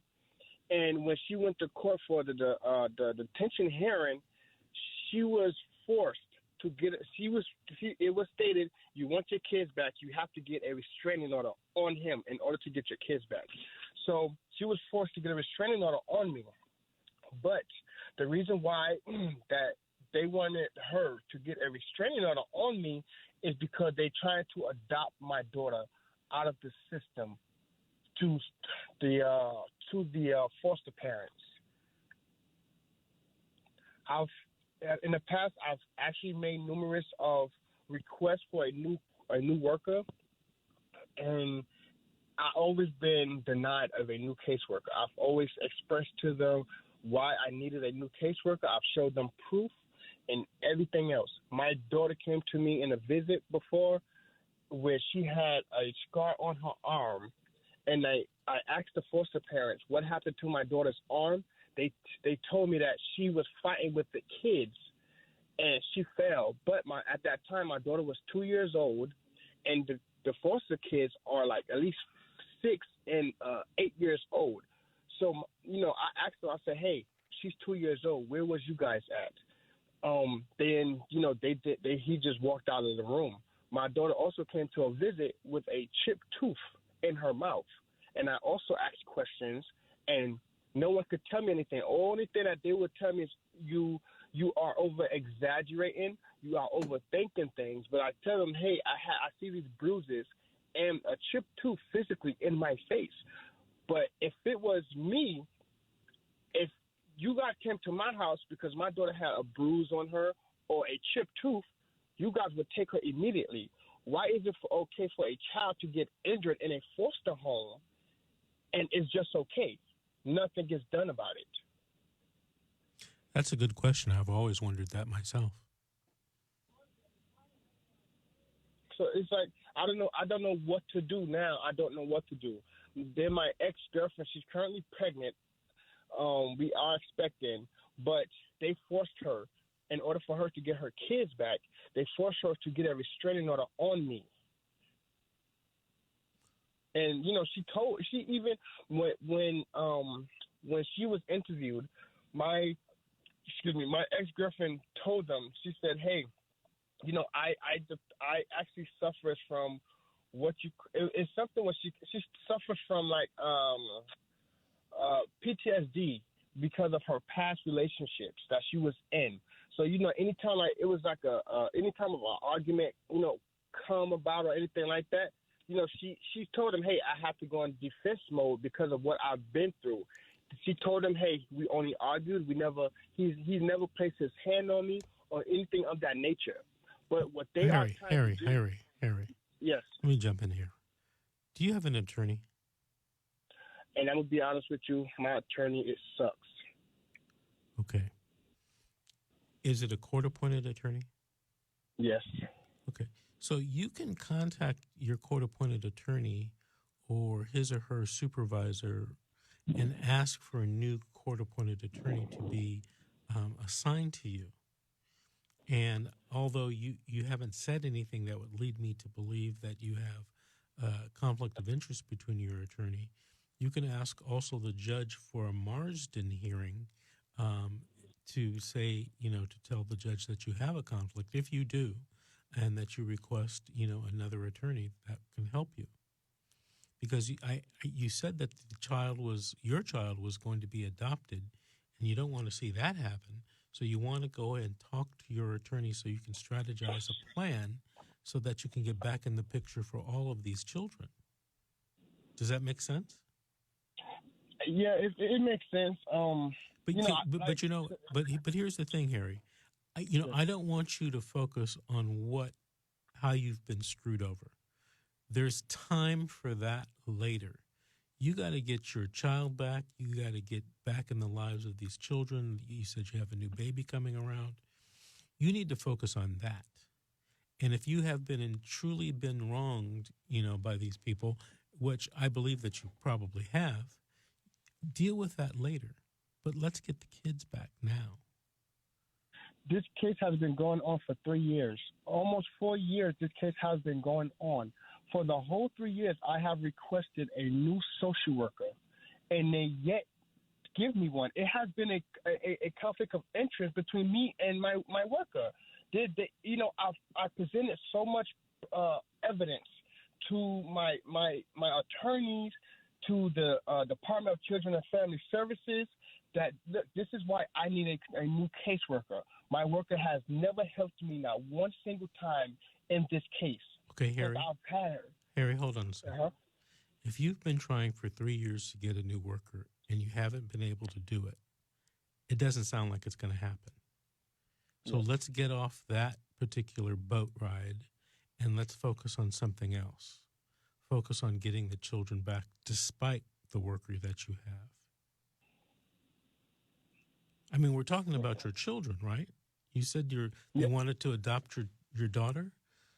Yeah. Let's not keep putting, what do they say? What's that saying? Insanity is doing the same thing over and over and over and expecting different results. It doesn't sound like that you're going to get a new social worker. All right? I know people have told you life is not fair, but, this legal system in terms of fairness is sometimes not fair from your perspective or from my perspective. So let's focus on getting the children back.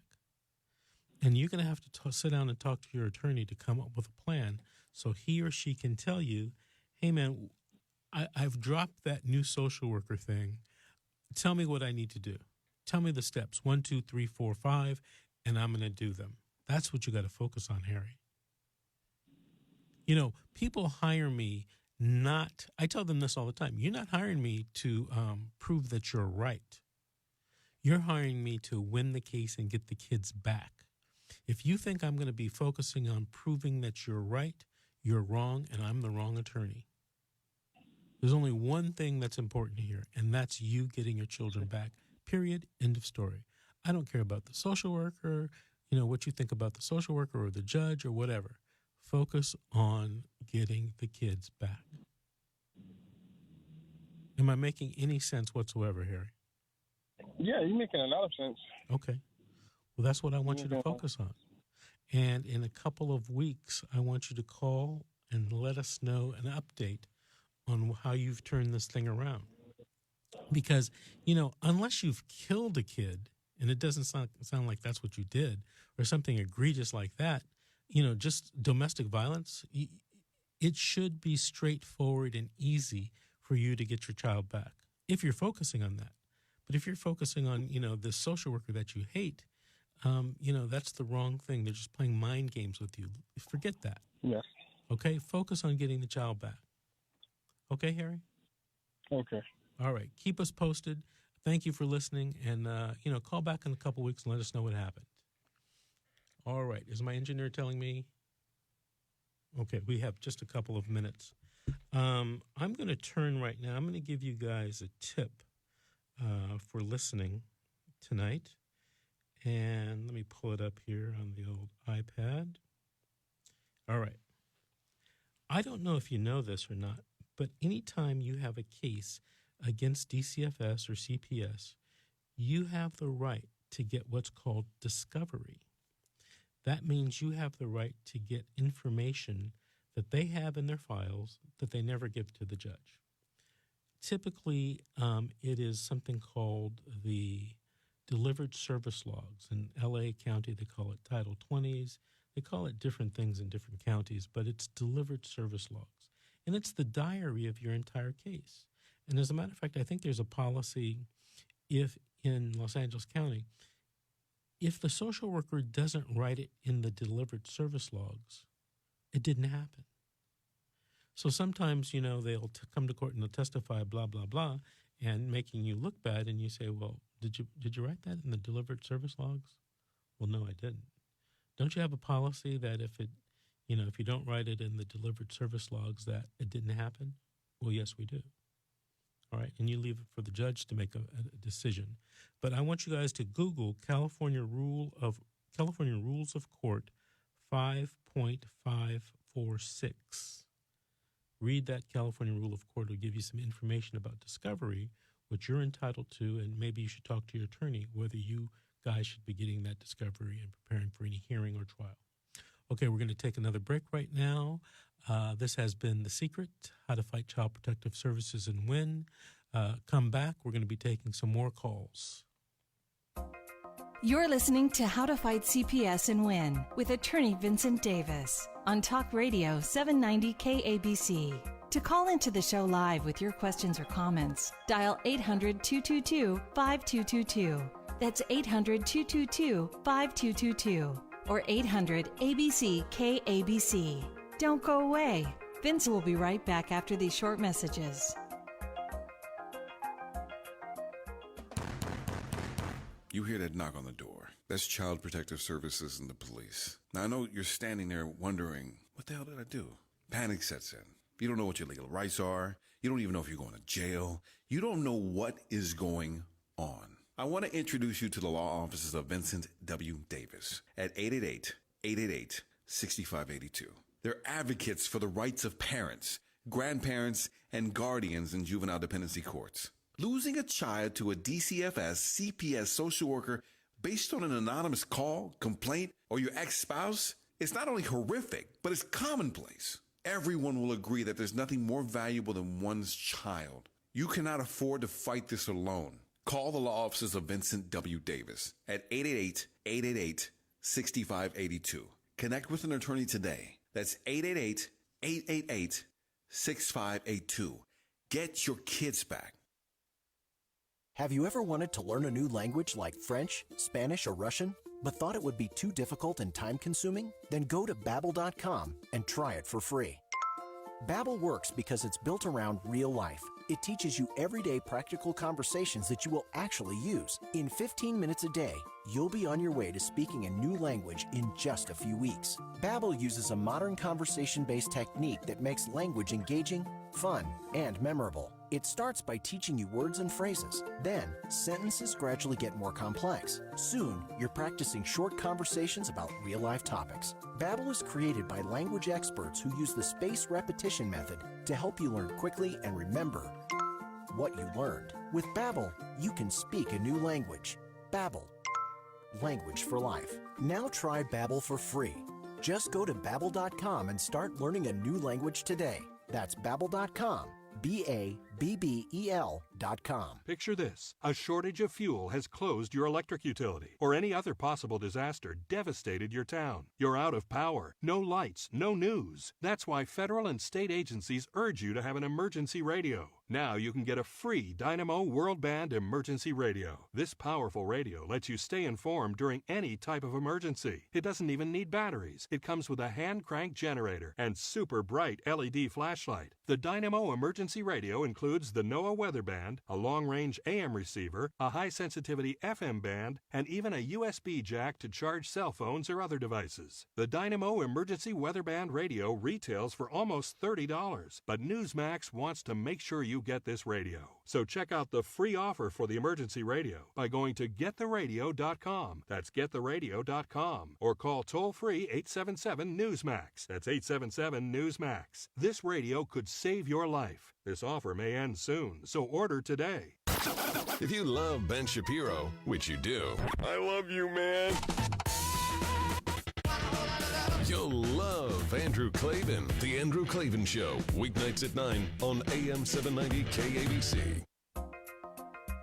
Is the government or your ex threatening your parental rights? Has your child been unjustly removed from your custody? Vincent Davis, attorney at law, is here to help you right now on the How to Fight CPS and Win show. To get onto the show live with your questions or comment, call 800-222-5222. That's 800-222-5222 or 800-ABC-KABC. And now, back to our show. Okay, this is Vince Davis. We're back. This is The Secret, How to Fight Child Protective Services and Win. During the break there, somebody messaged me and asked me, hey, Davis, if I ask for that discovery and they refuse to turn it over, what can I do? Okay, so what you can do is you can make a motion. You can make a motion to compel the discovery.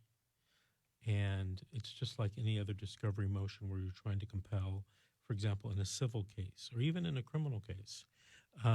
But there are sanctions if the county doesn't respond to your discovery request. And so under California Rules of Court 5.546, let me read to you what some of the sanctions are. The judge can order the person to permit the discovery or inspection. Usually it's ordering the social worker and or her attorney to permit the disclosure and discovery. The judge can grant a continuance of that hearing. I've had that happen many times during my career. I show up to court and the discovery hasn't been given to me, so I make a motion to request a continuance. The other thing that can happen is the judge can do what's called an evidentiary sanction, which the judge could prohibit a party from introducing into evidence the material that was not disclosed. So typically, you can get all of the evidence that the social worker and her attorney is going to use before the case. And it's also nice to find out what information they're going to try to get into evidence or to publish. Here's one. I think I've seen this maybe one time in 31 years. The court could actually dismiss the case and throw it out. That's right. If they don't comply with discovery, the court can dismiss the case and throw everything out of the court. The last thing the rule says is that the court can enter any other order the court deems just and fair. So my recommendation, if you're going to a hearing, particularly a contested or trial, they call it contested hearing, but it's really a trial. Talk to your attorney about doing some discovery. It gives you good information and sometimes changes the leverage in the case itself. All right, so let's take another call. Let's talk to Jolene from Crescent City. Jolene. Hello? Hi. Hey. So bear with me, please. I got a lot to say. First off, my case opened in 2016, August 28th of 2016. I left less than a gram of marijuana within reach of my children. 4 months later, it became recreational somewhat. I went to jail for it. I got out. I was not charged with nothing. They detained my children. I have 5. At that time, I only had the 3. Within my open case, I've had 2 other children. The worst part of all of this is my 13-year-old has tried to commit suicide 5 times. She's in a mental institution in Sacramento. My 9-year-old has been starved. They broke his collarbone. They've given him 5 black eyes, ripped his shirt off him, threw water in his face. My 6-year-old, I have not seen her or heard from her. My family, my friends, nobody has ever heard from her or seen her in the last 5 months. I go to court for her on Monday. I don't know why. I was just notified. I had let it be known, we are Native American. We are tribal members. And so we have equal rights that were totally not even looked at. My 2-year-old and my 3-year-old have been, they've changed their names and they adopted them out, which is against our equal rights. And, sorry. I had somebody that was living in the home. My 6-year-old was living in their home with her 2 younger sisters. They removed her and blamed her for touching my little girls. They removed her from that home, and I've not seen her or heard from her since then. I reported it again because my babies were still, I have not seen them in the last 4 months. I've not seen my kids, but I reported it, and nothing's been done or said or anything about it. I had a man of my age that was living in the home with my 2 babies come to me and tell me that his sister, who has my babies, had kicked him out and accused him of the molestation at this time. Okay. Let that be known. He knows. He came to me himself and he told me himself that her husband is touching my babies. And I've reported all this. Nothing's being done. Nothing's being said. I've contacted numerous people for help.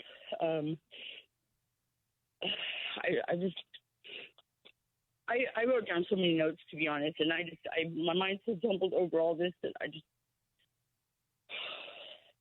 my kids are going through. Jolene, do you have an attorney? I do, and he's not spoke up basically the whole last three and a half years. Every time I wanted to speak up for myself or my kids, he'd tell me to be quiet, and he barely spoke up himself. I've had numerous social workers come through my case. Some of them have been straight on and told the truth. Let it be known, I live in a home where I pay $900 a month. Since then, I've held a job since 2016. This whole case, I've held a job up until April of this year. I've still supporting my children, even with them being in the system. I'd go out and I buy them school clothes. I buy them food. I buy them diapers, and I'd send them all home with them. Jolene, how long have the children been out of your care? For a year and 7 months. They came out December. Let this be known. They came out December 20th of 2018 at 8 o'clock at night. We were just getting ready to turn the lights off. We were all in our PJs getting ready to go to bed. And they said the reason they came out, they said I failed to supervise my children at 8 o'clock at night. So they removed my kids. I've done everything they've asked except for I did not go to rehab. The tribe, I do smoke marijuana. And the tribe, we are federally recognized, which is not. They don't recognize marijuana. The feds don't. So the tribe wanted me to go to a rehab. And as I look at it as if, if I'm smoking marijuana and they want me to go to rehab because of it, are they going to go knock on every parent's door and tell them you have children in your home? We want you to go to rehab. So I felt like I didn't need to. I'm very functional. I take care of my kids have never went to bed without a hot meal. We've always had clean clothes. They've always went to school. 1 year, my 13-year-old, she got suspended 1 day out of 1 year. Jolene, she got kicked out of. They sent her to Stockton a year ago. Hold on, kicked out Jolene. Hold on. There is a case plan that the court has ordered by this time I did it, in your case, except for counseling and rehab. Okay, well that's it sounds I did counseling. I'm still doing counseling. Okay, it's just I missed some appointments because I haven't worked and stuff. Okay. Yeah, the last 3 months I haven't worked. Okay, what about the rehab? I tried to go to rehab one time, okay, and I felt like it was a dark hole. I felt like we weren't set up for visits with my kids. Hold on, Jolene. I felt lost. Jolene, hold on a second. Now, I'm going to be honest with you, okay? Okay. I'm going to try to tell you how to get your children back. Okay. Okay, but you're going to have to look at this entire case with a different mindset. I don't want you complaining about what everyone did wrong. Did they do stuff wrong? I'm sure they did. You can address that in a separate civil rights case when you get your children back. In order to get you don't want to get my kids back. Hold on, because you haven't done everything. You've told me yourself, you said, I haven't done the counseling, right. I haven't done the rehab. I've done counseling, I just missed them. You can't miss any of them. Okay, if your children are that important to you, you can't miss any of them. All right? So I want you to do the counseling, I want you to do the rehab, and I want you to do everything else that the court has ordered. Okay. This is not about what's fair and what's not fair. This is about whether you're going to get your kids back. Period. End of story. So let's, this is kind of tough. I don't want to sound too tough on you, but you're having a pity party. I need you to step up and take care of this and do the program. Okay. Thank you for calling. Keep listening. Give us an update. This has been The Secret, How to Fight Child Protective Services and Win. We'll see you next week on the radio.